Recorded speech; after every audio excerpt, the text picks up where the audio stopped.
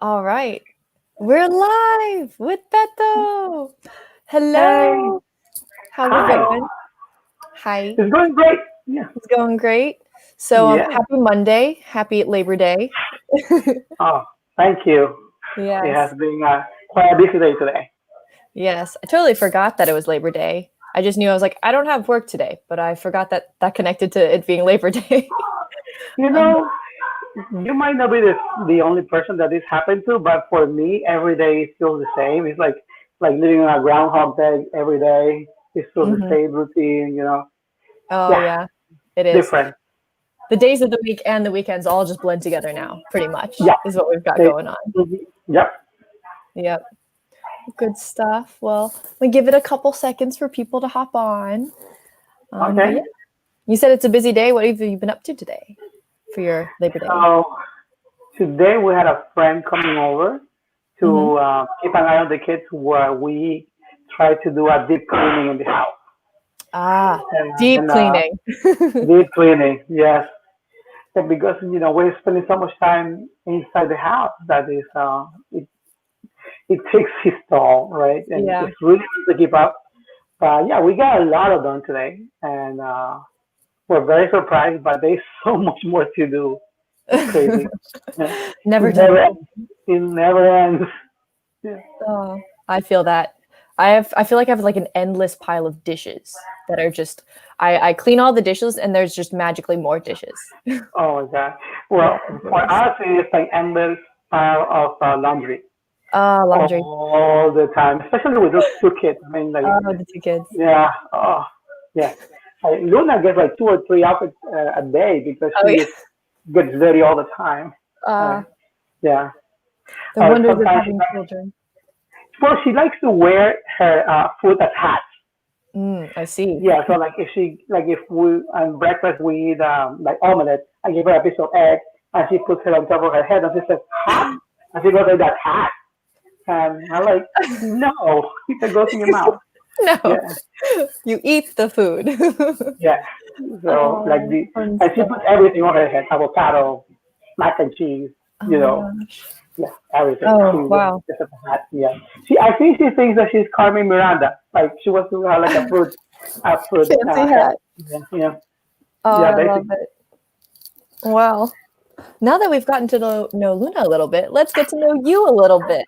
Sure. So, if anyone's joining, we're having story time with Betto. We're going to get to know more about Betto. We're going to hear his story, his journey with dance. I've got a little bit of icebreakers for you to start off. So, I'm Okay. going to do it's called like a this or that. And I'm pretty much going to like read off like this or that. And you have to like no pause, instinct, answer. Okay? Okay. Be Let me lightning see if I round. can. Be Hold on lightning one second. round.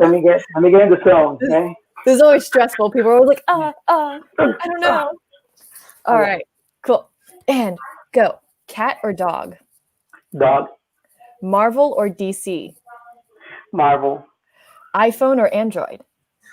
iPhone. Beach or mountains? Mountain. Oh, really? Morning person or night owl? Night owl. Of course. Sweet or salty? Sweet. Of course. Oh, the chocolate. Oh, although you have that fudge, the hot chocolate fudge that you put Oh, like sea yeah. salt on top of it. Salted Yeah. caramel. Okay, so salty Yeah. and sweet. We'll take both. Okay. Star Wars or Star Trek? Star Wars. Cookies or cake? Cookies. Ah, good choice. Vampires or werewolves? Oh, that's a hard one. A werewolf, definitely. All right. Basketball or football? Football. Like um, football, like the real one. yes. You mean yes, actual football. Grape jelly or strawberry jelly? This Strawberry. is a debate. Yes. Oof. I'm a grape jelly person.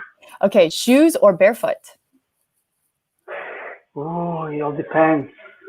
Shoes or In the barefoot? house, Quickly, quickly. Shoes or barefoot? shoes. Okay. Movies, comedy or thriller? Comedies. Comedy. Pizza or spaghetti? Pizza. Six Flags or a water park? Oh, water park. Water park. Movies or books? Movies. Movies. And last one, M&Ms or Skittles? M&M. M&Ms. M and M&Ms? M&Ms. and the rapper, yeah. Oh, M awesome. and M's, yes. Yes, agreed. Wonderful. So that's our little speed round. We've got some people joining. Ramiro, what's up? Hello, how are you? Ramiro. What's up? Good stuff. Well, I've got a couple questions for you. Maybe we'll get into some of those.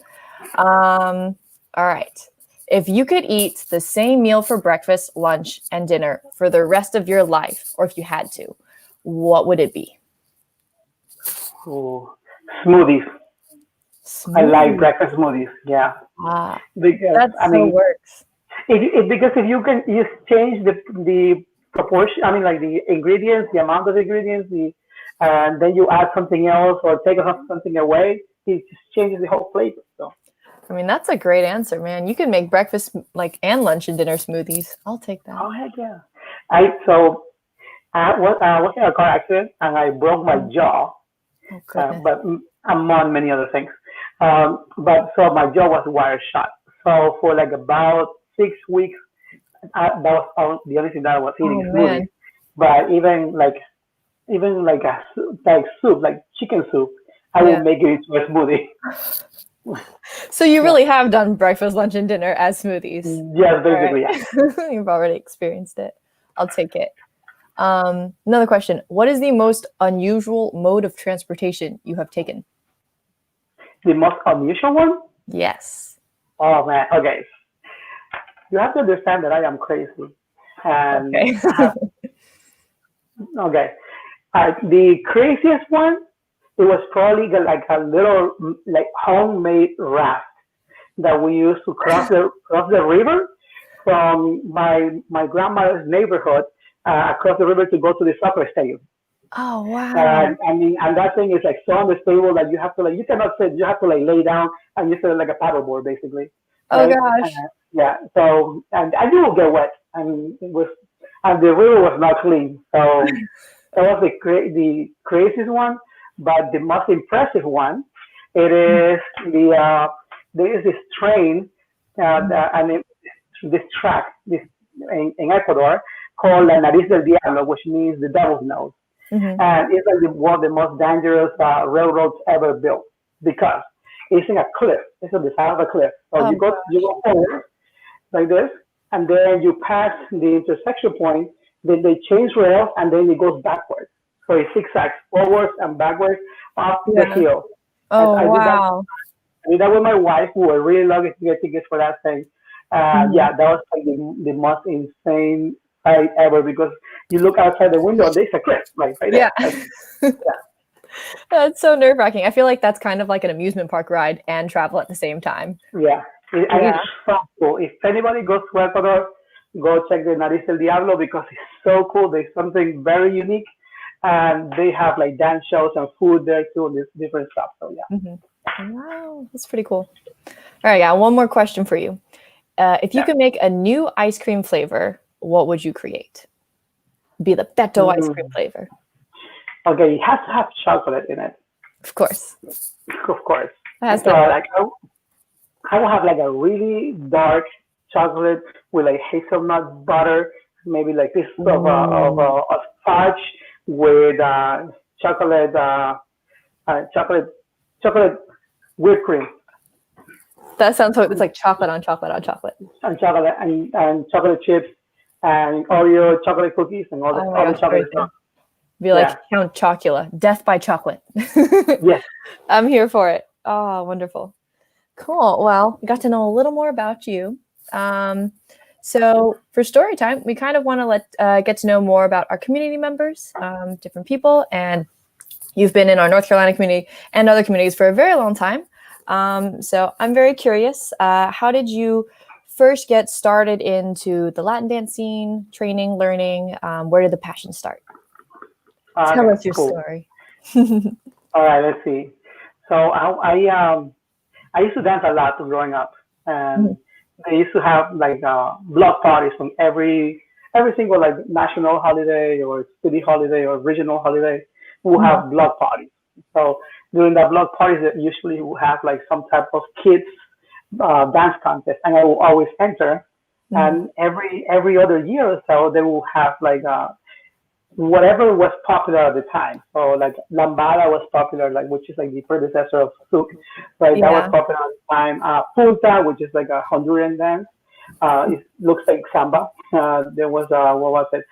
Merengue, cumbia, salsa, of course. Mm-hmm. Bachata was not popular with me growing up during that time, Right. but In that came Ecuador, around right? in Ecuador. Yeah, Yeah. it's popular there right now, but it was Mm-hmm. not popular then. So I would like enter all those contests and I will win all the time. So I had like a natural knack for it, right? So Mm-hmm. and but when I became a teenager, I started listening more a lot more like rock and roll, like 90s and 80s rock for some reason. And Mm-hmm. for I guess the little rebel teenager wanted to explore that. Mm-hmm. But I moved to the States when I was 16 years old. And once I was here, uh, I started missing my home. I started missing Mm-hmm. Ecuador, my friends, my family. So that's when I started kind of like trying to search more for my Latin roots, getting Mm-hmm. connected to my culture. And I used to go to these clubs in New Jersey, but they were all like different nationalities. So there were like a Cuban club, a Puerto Rican club, a Colombian club. Those were the three main ones there. So I used to go to all of these ones, and I would dance. I would dance, and to the point that I had like a style that it was a combination of all of them. And they will tell me in the Cuban club, you dance like Colombia. In the Colombian club, you dance like Puerto Rican. And the Puerto Rican club, you dance like Cuban. So nobody could really know where I was. So Yeah. until one day, I ran into like some professional dancers. They were doing a competition. And I was thinking, man, if I had a partner, I could win this competition, right? Yeah. But I couldn't find anybody, so I just started watching. And Mm-hmm. short thing, there was a guy called Ismael Otero and Yesenia Peralta were competing there. And when they started going at it, I was like, oh my God, these guys are so good. So I Mm-hmm. approached them, I got their information. And short thing, they like, been like 2 days later, I was taking classes with them. That Mm-hmm. was in 1998. And and then I started like learning with him, then with basically anybody in the New York and New Jersey area, Mm-hmm. and that's how the journey started. Sorry if Wow, it was a that's long where it answer. started. No, that's great. That sounds like so much fun. You had a taste of everything and you caught the bug. Yeah, yeah, I did. Yeah. Awesome. Well, so that was in New Jersey. So what made you come down Mhm. to North Carolina? All right. So in 2000, like in January 2000, actually, the little funny story, Ismael's mom, she Mhm. told me that she was going to start a dance team and she wanted me Mm. to be in it. I was like, oh, cool, I want to be in the dance team. Yeah. But then I was like, oh, but just remember, I just signed up to go to the Marines. So like 15 days, yeah, 15 days later, actually I left for boot camp, Yeah. and that's why boot camp it was in South Carolina in Paris Island. Mhm. If any Marines are there listening, we're Semper Fi. So I went to Paris Island. Then after Paris Island, I came to Camp Lejeune, which is here in Jacksonville, North Carolina, to the admin school because I was an administrator Mhm. in the Marines. That was my job, my MOS. Mhm. And and then I started teaching there Mhm. because I really missed dancing. So they had an E club at the base at the what was the base? The Marine Corps Air Station New River. They had an E club, which means that the enlisted club. And Mhm. every Friday night they will have a Latin night. So Mhm. all the Marines in the area, some other civilians, they will go there to dance because it was a good Latin population. Mhm. So so that because everybody just like dance like the kitchen salsa that we would call it like street with not really that much like technical structure, just whatever goes goes, which is fun. But Mhm. I was at that time I was having a hard time trying to adjust to that because I was very like this is the structure, this is the way, and there's no Uh, other way like with that mentality. So I started teaching to dance there. mhm. Then I taught at the Jacksonville USO. They had like a nice ballroom in the basement. Oh, And then nice. Yeah, and then somebody told me that there is a Latin dance club here in the Raleigh area. That's what they told me, Raleigh. So I Hmm. came to Raleigh. The club was actually in Durham, but it's called Montas Lounge, and it was the owners was a Dominican guy, Roberto Montas, and a Spanish lady, Pilar Munoz, and so I started going there, and that's where I met where I met my partner, Hmm. and I stayed dancing there. And a couple of months later, they asked me if I could start teaching there. So I started teaching there, and that's how everything got started. Oh, well, look at that. Fun. Cool. So after that, so you moved to the Triangle. You are founder of Mambo Dinamico. Hmm. So what is like the timeline of whoop, whoop, the timeline of when you found your partner, when you were teaching, to when you started your own company, and like what made you want to start your own company, kind of thing. Okay, so to all the students that took classes with me back in those days, I am so sorry. I had no Oh idea no. what I was doing. I didn't know.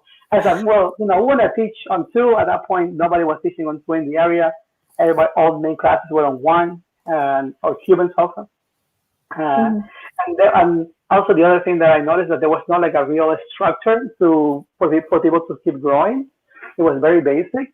So I was like, let's teach on two, and let's create this structure. So the first class that I taught, there were only 5 students.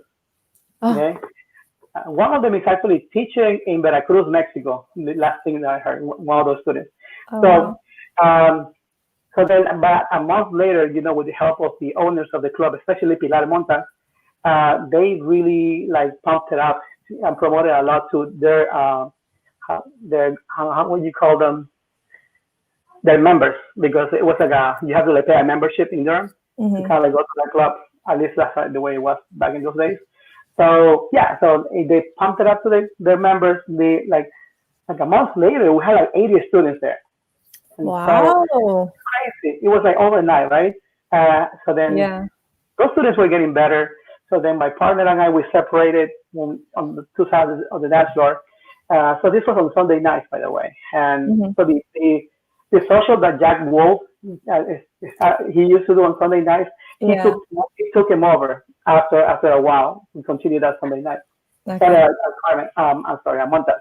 So then we had two classes. It was just my partner and I. Then those students were getting better, so we needed a third level. So at one point, I was teaching two levels at the same time.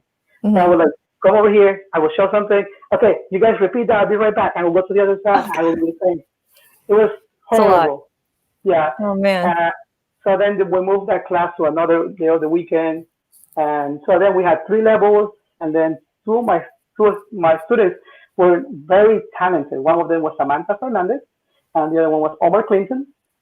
And so we could really see that they were doing everything so good.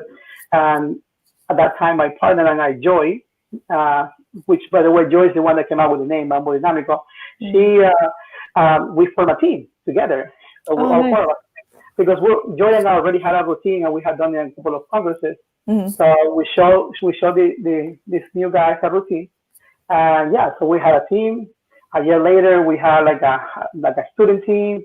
The next year, we had like a pro team, a semi-pro team, a student team, and then we ended up having a lady silent team. We had like 5 or 6 different teams at one point.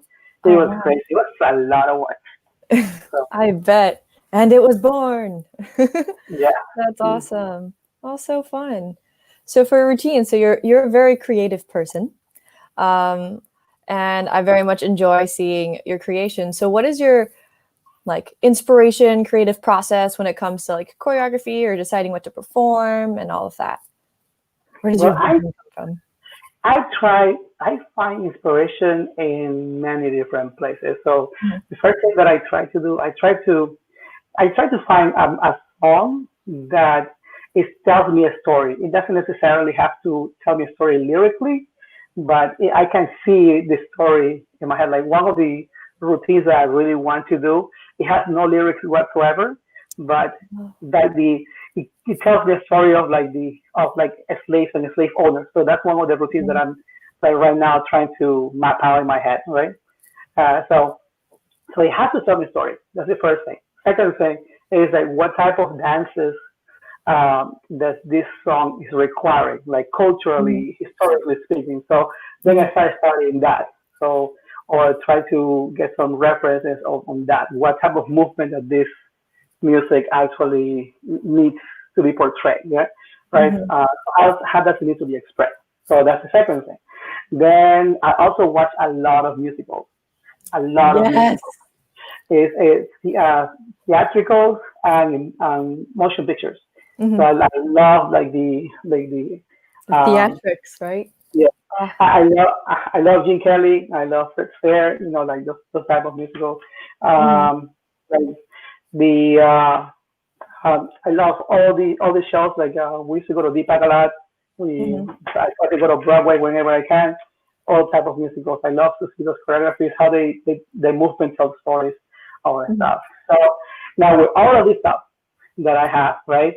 Yeah. Then I have like things in my head of how I want to construct this piece, right? I have like a story, I have like movement, I have like formations and lines. Mhm. Now when I go to the studio, I look at my dancers and I try to kind of like for them to embody this movement, Mhm. and that's at the point when the routine starts shaping with the dancers. I see like what's possible, what's not Mhm. possible, what and like some dancers actually inspired me to create something new. So like Mhm. it's all very organic, Yeah. but at the same time, I mean, for me, I prepare myself for like a year or 2 years before I even get to the studio to start creating something. Oh, wow. That So was a process. it is a process. Yeah. Wow. Very cool.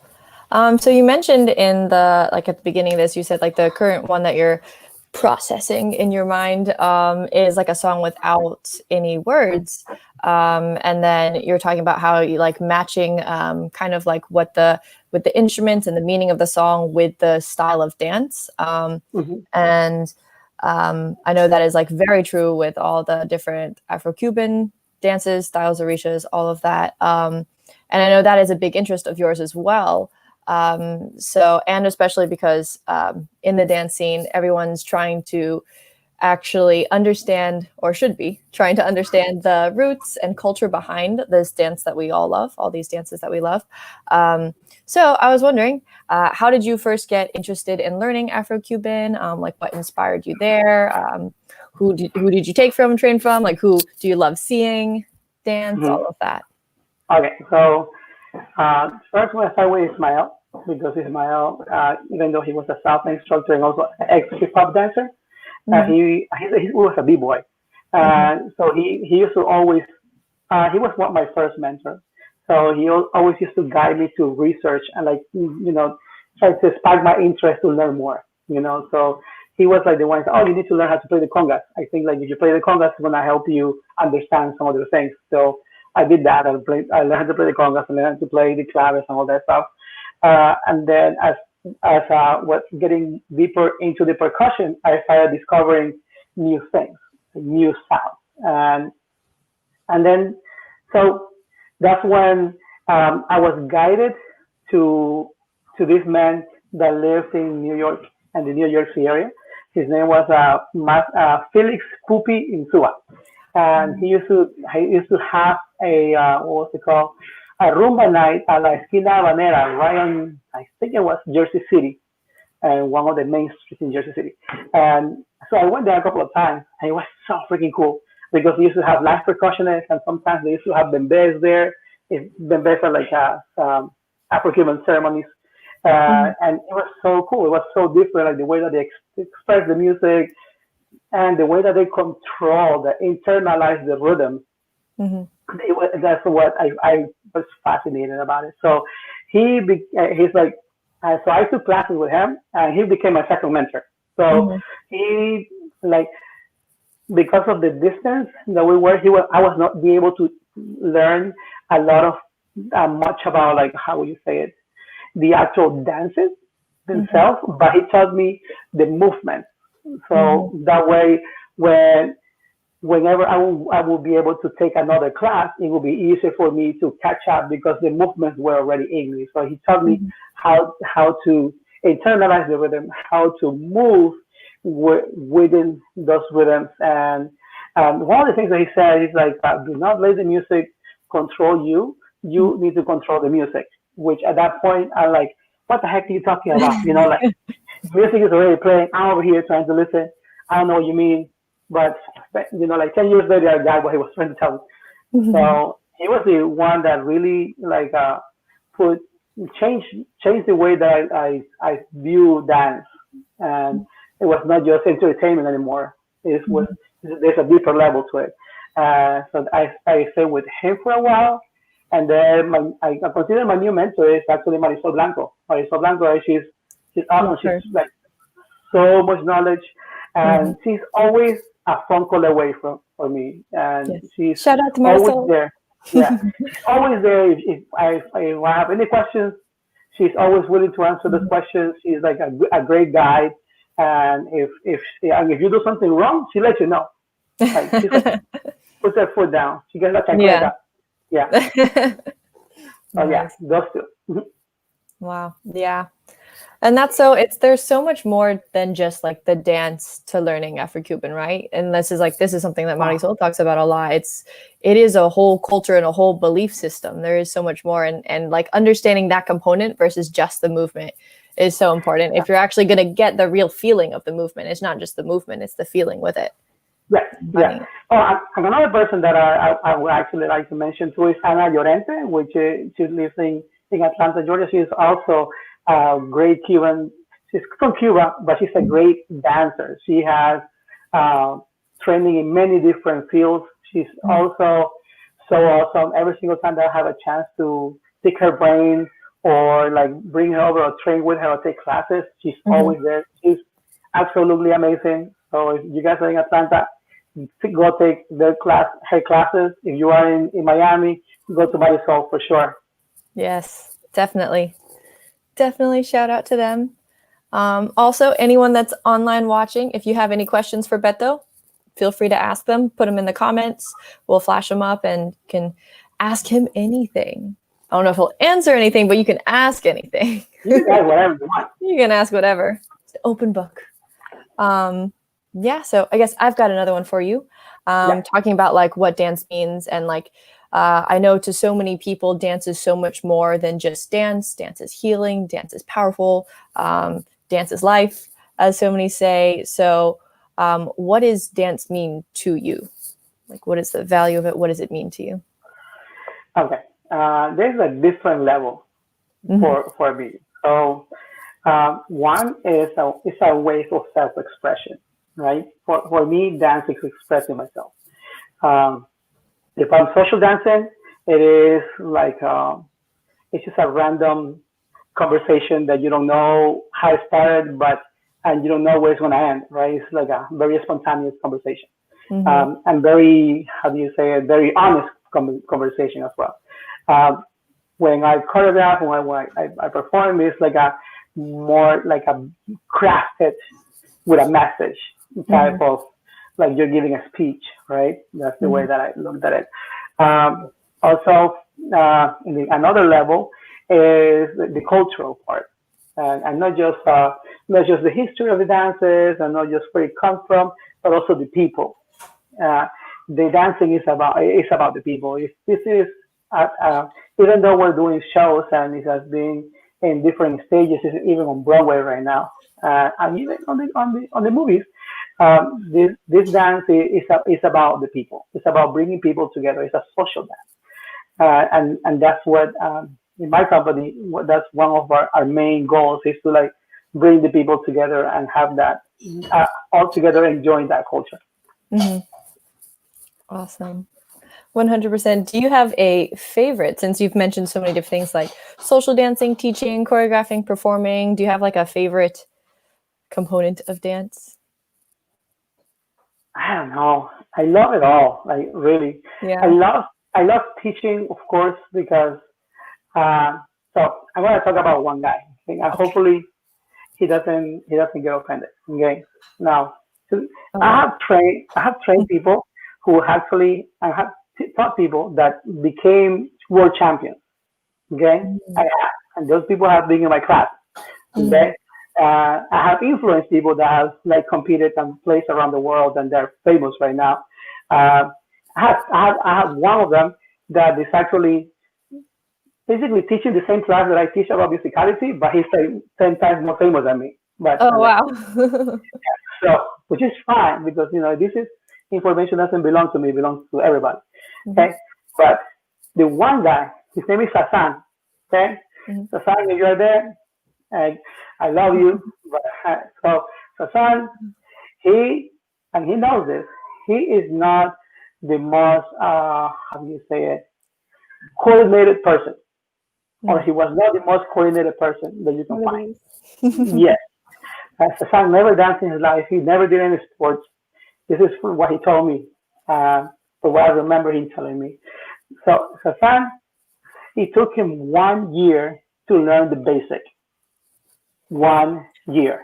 The Okay. basic is hard to Now I'm really just do it right. no, I'm just talking about stepping it on time. Mhm, Like 1 year, and mhm. but he was coming back every single class, every class. He did not miss one class. And he used to live in Greensboro. He would drive to Durham to take the class Wow. every time. Yeah. So uh, and the when every single time that we rotated, the girls that you could see on the girls' faces, like, oh, son, Oh, no. like they will like not really enjoy dancing with him. Okay. Well, then after a year, something clicked in Sasan. Yeah. So yeah, and he started getting it. He got the timing. He found the structure, and he's never going to be the best dancer in the world because it's not in him. But he can and make his dancer enjoy, and his partner enjoy the dance. So he Nice. became his concentration became he's like, I'm gonna make this girl look good. Okay? Hmm. Because if she looks good, I'm gonna look good. So that was his approach. He was always taking care of his partner and make her look great. So the girls loved dancing with Sasan because Sasan was not about the guy that was gonna turn the girls 100 times. He was gonna make them let them style, like show them off. And you could see like the girls' faces when they were dancing with him, that they would just light up because it Hmm. was like finally, I can actually say something. I can express myself too. Because Hmm. how some guys they're overpowering and Hmm. they do not allow the girl to have a word into this Hmm. conversation. Hmm. So yeah, so Yeah. Sam is the student that I'm the most proud of. So Oh, that's one of the reasons why I love teaching about, and I love all the other aspects, but I think teaching is probably the teaching and choreography is 2nd. yeah. That's awesome. Because it's like, so everyone starts somewhere, right? Like everyone starts from not knowing the basic and then goes somewhere. And that's so great that everyone has fun with him. Because I feel like that's like that's why we dance, right? Because we enjoy it, because it's fun. Yeah. And like especially in a social, that's when you just like you're saying, express, it's free, it's whatever.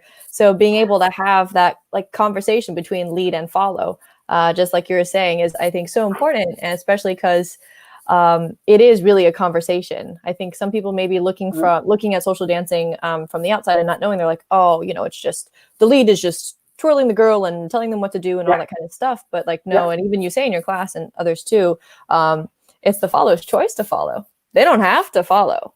Mhm. But when you have that conversation, you have the good synergy going. Yeah. It's a lot of fun and it's really great. And I think that's what Yeah. attracts so many people to the scene and so many people to dance and the love for it, for social dancing. Yeah.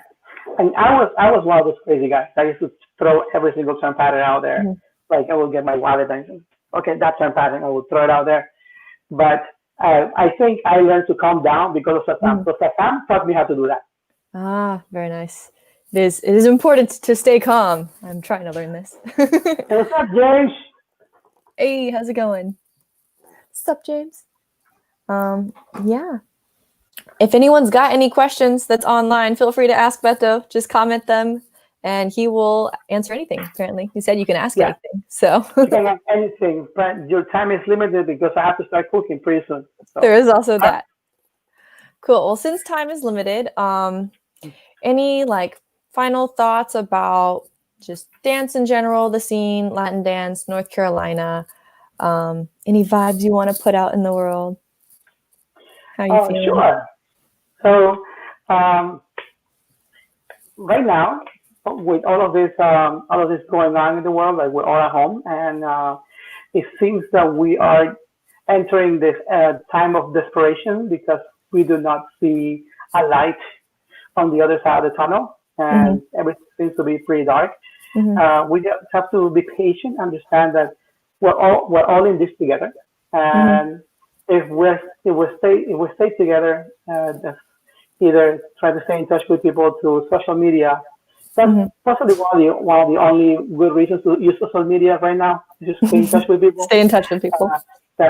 Uh, Try to call somebody, text somebody, and because you don't know what other people are dealing with right now, Mm-hmm. and so I think getting in touch with people is a great way to at least know that you are not alone. Mm-hmm. So be patient. Let's be patient all together, so we can push through this. There's a lot of how you say this time that we're at home and we have this free time to internalize and really reflect a lot of things. A lot of really ugliness have been coming out around the world, and we let's just don't feed into fear. Do not feed into anger. Take a step, take a step back, breathe.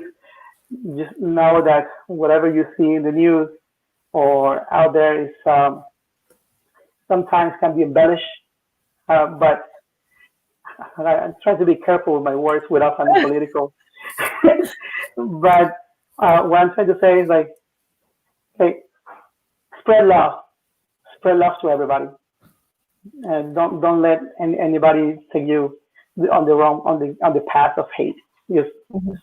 take love and spread love, breathe love, talk love, and all the other body functional parts. Love, love, love.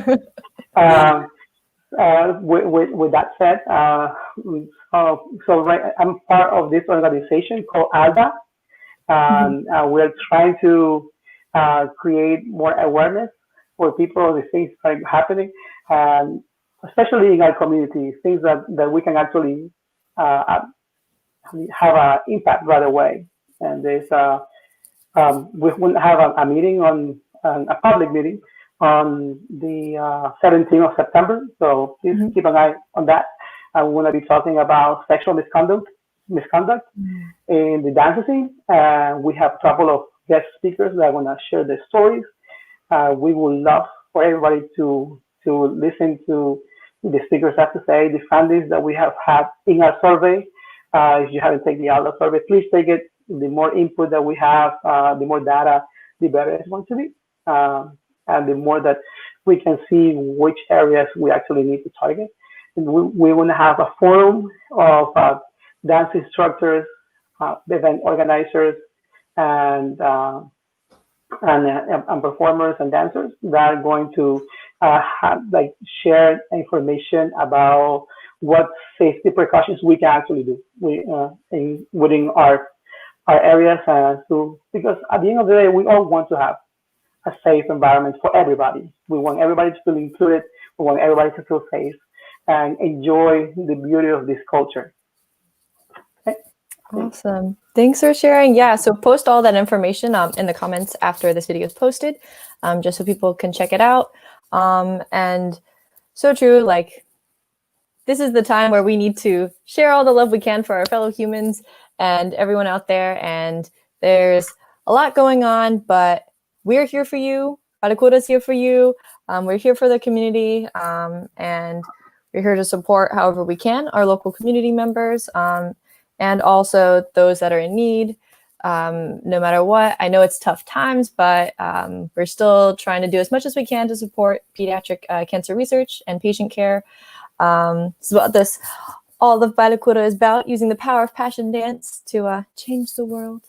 And yeah, so, to be safe and everything, we are, the event is now digital, and we're going to be having it on September 26th. So everyone, please check it out. We'll be having dance classes. We'll be having panels and presentations, because just like you were saying, there are things that we should be talking about in our community to make it safe and inclusive for everyone. So we're having panels and presentations about consent. about women's health, about healthcare disparities, overcoming racism and discrimination in the dance scene, so much more. And then, of course, we have dance classes. Those you will have to register for via Eventbrite. So that is the only part that I guess will not be just live streamed on Facebook. For that, you have to go to our Eventbrite. You register. It's donate what you can, because we understand times are tough. And we're suggesting 25. You'll get access to all the Zoom links for the dance classes and all of that. Everything else will be streamed on Facebook. So you can just tune into our Facebook. It'll all be there.